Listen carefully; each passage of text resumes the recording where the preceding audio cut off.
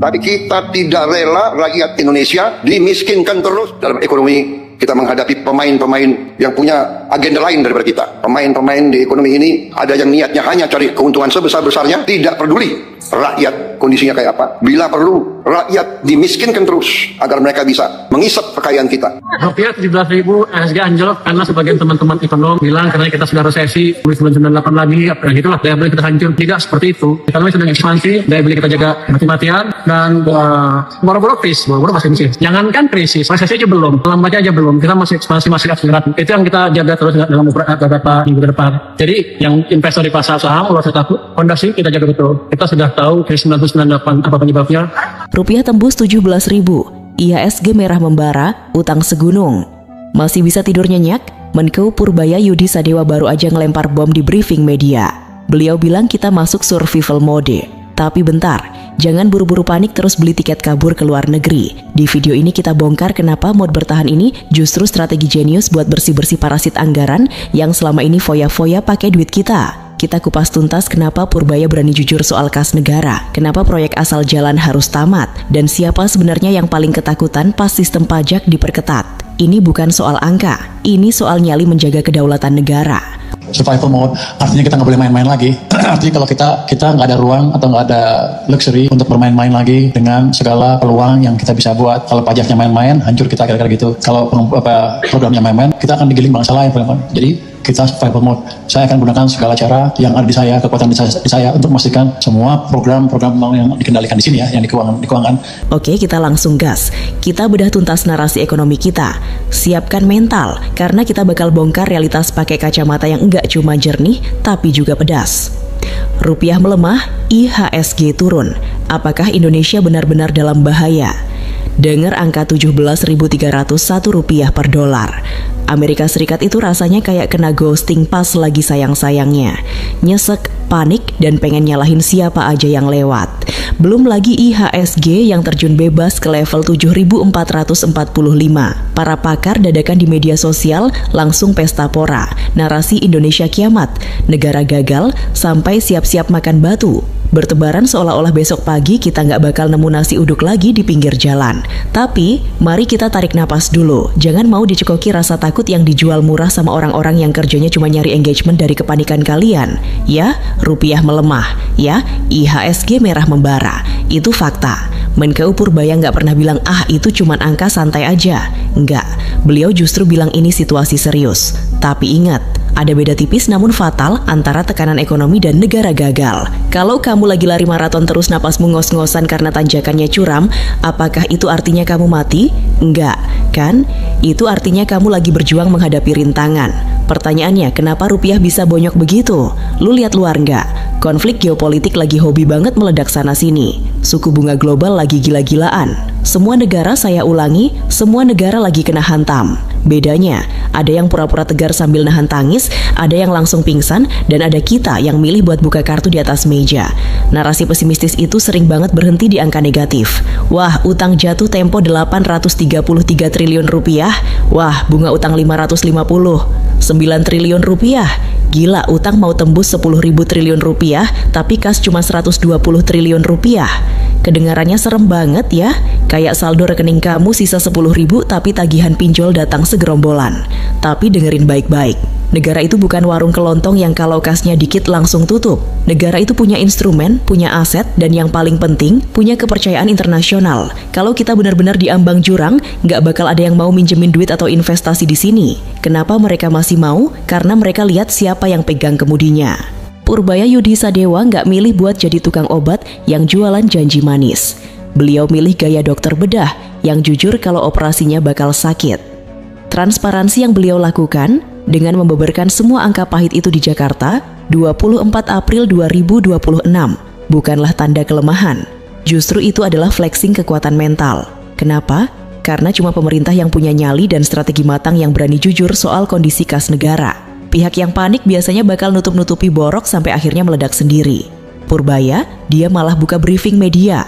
Dia nantang narasi pesimistis dengan bilang, ini loh angkanya. Emang berat. Terus mau apa? Mau menyerah atau mau kerja bener? Masalah utama kita itu bukan pada tekanannya, tapi pada gimana cara kita ngerespons. Kalau rupiah melemah, kita nggak cuma duduk manis ngeratapi nasib. Ada kebijakan moneter yang main, ada intervensi yang jalan, dan yang paling krusial, ada pengetatan ikat pinggang di level birokrasi. Jadi buat kalian yang hobi dengerin narasi, Indonesia bentar lagi bubar, coba cek lagi deh. Apakah mereka yang ngomong gitu punya solusi, atau cuma pengen lihat kita semua kebakaran jenggot biar mereka bisa jualan air dengan harga mahal? Purbaya lagi ngirim pesan kuat ke pasar global dan rakyat sendiri. Kita tahu kita lagi di tengah badai, kita tahu kapal kita berat karena beban masa lalu utang, tapi kaptennya bangun dan mesinnya lagi dipaksa kerja maksimal. Ingat, transparansi itu adalah bentuk tertinggi dari kesiapan. Kita nggak lagi main petak umpet sama kenyataan, kita lagi adu mekanik sama krisis global. Kalau lu cuma fokus sama rupiah turun, lu bakal kehilangan gambaran besar kalau negara ini lagi melakukan pembersihan besar-besaran supaya nggak terus-terusan jadi korban keadaan. Tekanan ini bukan tanda kita mau roboh. Ini adalah alarm kalau bisnis seperti biasa sudah tamat. Kita nggak butuh narasi manis yang meninabobokan. Kita butuh tamparan realitas supaya kita nggak lembek. Purbaya sudah ngasih tamparannya.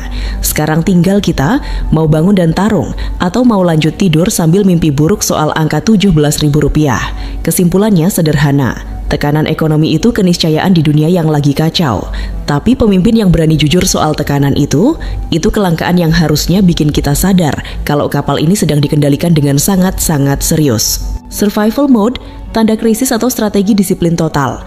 Dengar istilah survival mode atau mode bertahan, pikiran orang awam biasanya langsung lari ke film-film kiamat atau bayangan rakyat ngantri sembako pakai kupon. Para tukang goreng isu di luar sana langsung pakai istilah ini buat nakut-nakuti. Tuh lihat, Menko aja bilang kita lagi mode bertahan, berarti kita udah sekarat. Duh, tolong ya, pola pikirnya jangan secetek genangan air hujan. Di tangan Menko Purbaya, survival mode itu bukan tanda kita lagi megap-megap kehabisan napas di dasar kolam. Survival mode itu adalah sebuah pilihan strategis.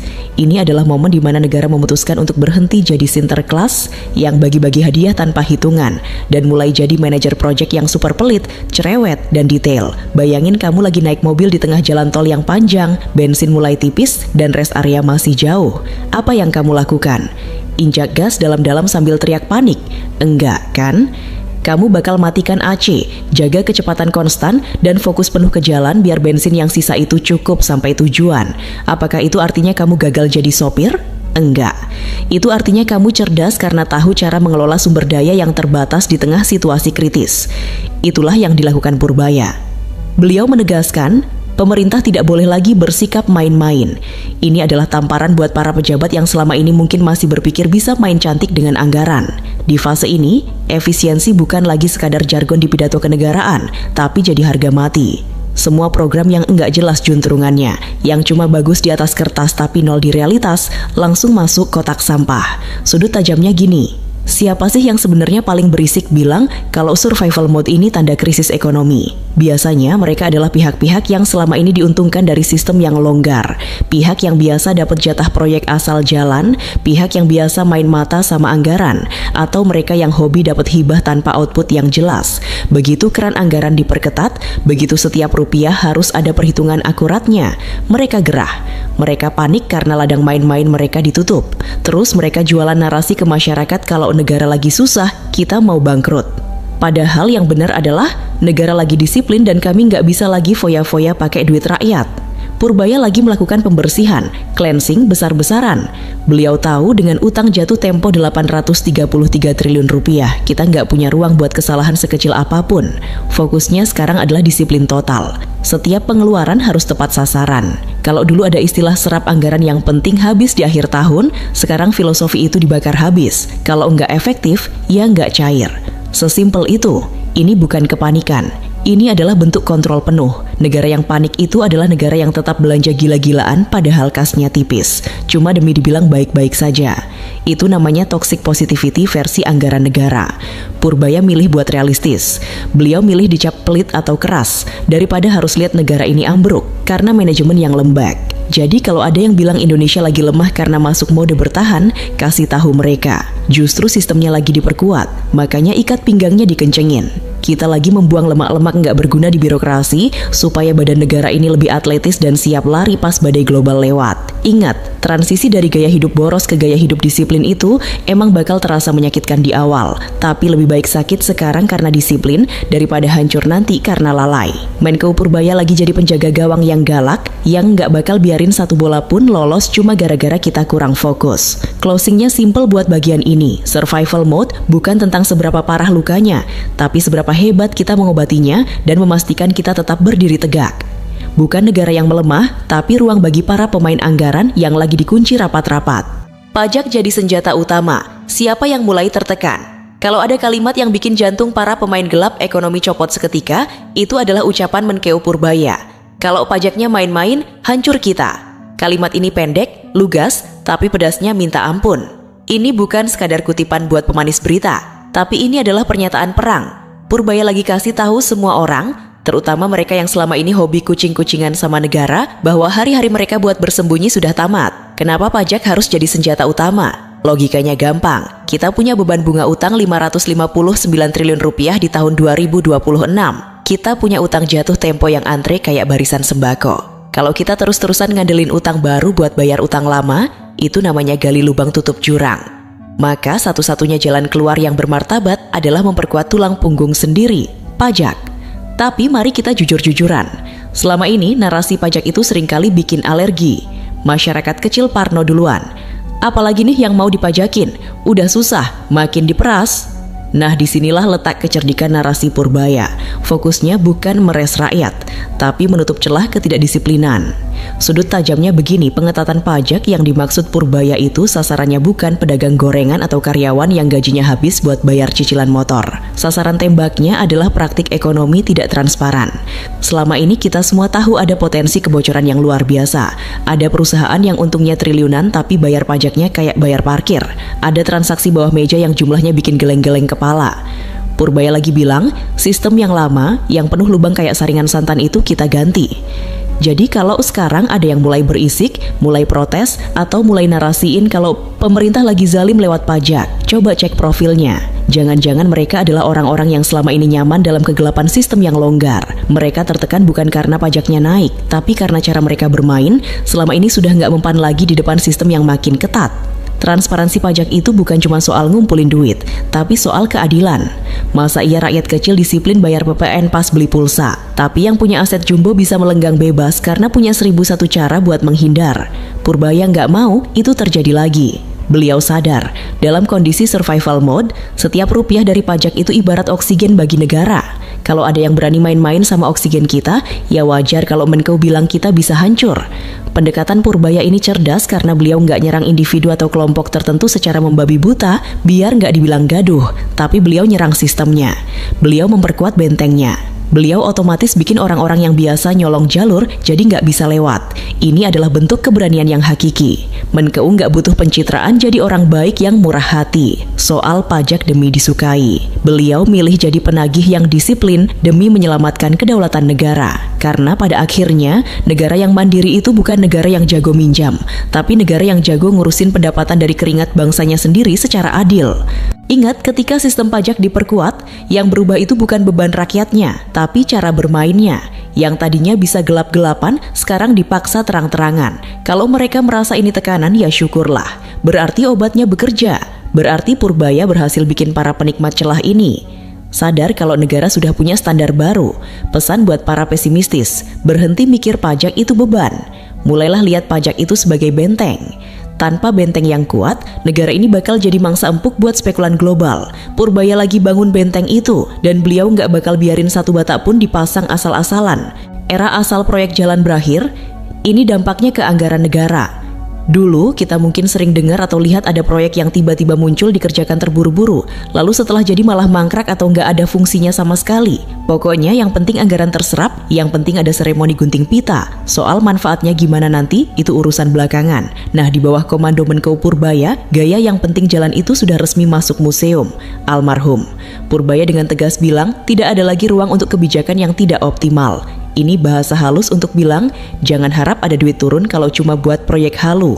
Di tengah beban utang yang mencapai 10.000 triliun rupiah, setiap pengeluaran negara itu harus punya bobot dan impact yang jelas. Kita nggak lagi punya kemewahan buat buang-buang duit di program yang cuma buat pencitraan atau sekadar memenuhi syarat administratif. Sekarang standarnya naik level. Akuntabilitas bukan lagi sekadar laporan tebal yang disimpan di lemari, tapi jadi nyawa dari setiap rupiah yang keluar dari kas negara.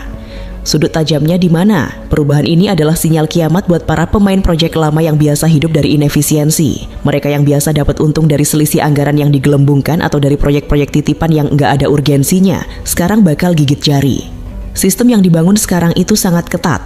Setiap permohonan anggaran harus lewat filter perhitungan yang akurat dan berbasis data. Narasi pesimistis di luar sana sering bilang, wah pembangunan bakal macet nih karena pemerintah pelit. Salah besar.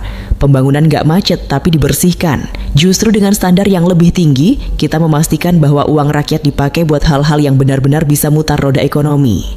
Daripada bangun monumen yang nggak jelas fungsinya, lebih baik alokasikan buat infrastruktur produktif atau jaring pengaman sosial yang tepat sasaran.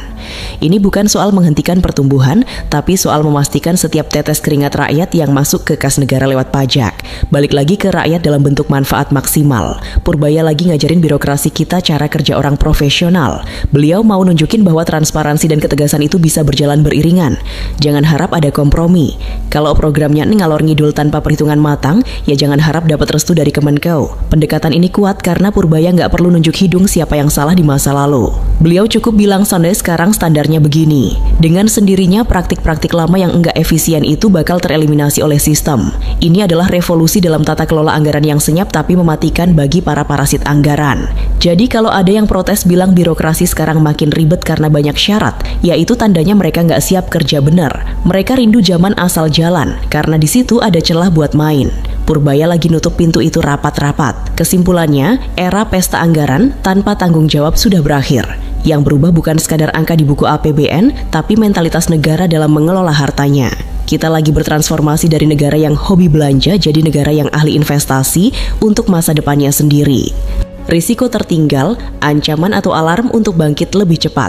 Sampailah kita di gongnya. Menkeu Purbaya sempat melontarkan peringatan yang bikin kuping panas. Indonesia berisiko tertinggal kalau kita nggak gerak cepat. Para penganut aliran pesimisme langsung goreng isu lagi. Tuh, Menkeu aja ngaku kalau kita bakal kalah saing. Tapi sebentar, mari kita bedah pakai akal sehat yang agak tajam. Di dunia diplomasi dan ekonomi ada dua tipe pemimpin. Pertama, tipe penina bobo, yang hobi bilang semua aman, semua terkendali, padahal kapal lagi bocor sana-sini. Kedua, tipe realis strategis kayak Purbaya, yang berani bilang, itu ada badai di depan. Kalau kita nggak banting setir sekarang, kita karam. Pilih mana? Kalau saya sih pilih yang jujur. Karena risiko itu cuma jadi ancaman buat orang yang tidur, tapi bagi orang yang bangun, risiko adalah alarm. Narasi negatif sering banget berhenti di kata risiko. Mereka pakai kata itu buat nakut-nakuti rakyat supaya kehilangan harapan. Padahal, Purbaya melempar narasi itu bukan untuk bikin kita lemas, tapi untuk memicu adrenalin reformasi. Beliau lagi ngasih sense of urgency. Beliau tahu, tantangan global tahun 2026 ini bukan kaleng-kaleng. Konflik geopolitik nggak kelar-kelar, rantai pasok macet, dan teknologi berubah secepat kilat. Kalau kita masih pakai gaya lama yang santuy dan penuh kompromi, ya wassalam, kita bakal jadi penonton di rumah sendiri. Sudut tajamnya, negara yang sadar risiko itu jauh lebih tangguh daripada negara yang merasa aman-aman saja, tapi sebenarnya rapuh di dalam. Purbaya lagi nyiapin bantalan, buffer. Dengan sisa kas 120 triliun rupiah dan beban utang selangit, beliau nggak mau kita cuma jadi objek penderita krisis global. Beliau maksa semua elemen pemerintah, dari kementerian sampai Pemda, buat bangun dari zona nyaman. Ingat, pengakuan soal risiko tertinggal itu adalah bentuk keberanian intelektual. Itu tandanya pemerintah punya peta jalan yang jelas. Kita tahu di mana posisi kita tahu di mana kekurangan kita, dan kita tahu kemana kita harus lari. Strategi survival mode yang dibahas sebelumnya, pengetatan pajak, sampai pembersihan proyek asal jalan, semuanya itu adalah rangkaian langkah antisipasi supaya risiko itu nggak jadi kenyataan. Jadi, buat yang masih sibuk nyebarin narasi pesimistis, berhentilah jadi pengamat yang cuma bisa ngitung lubang di jalan tanpa mau bantu nambal. Pemerintah sudah ambil posisi paling realistis. Kita nggak lagi jualan retorika kosong atau janji-janji surga. Kita lagi bicara soal bertahan hidup dan menang lewat disiplin total.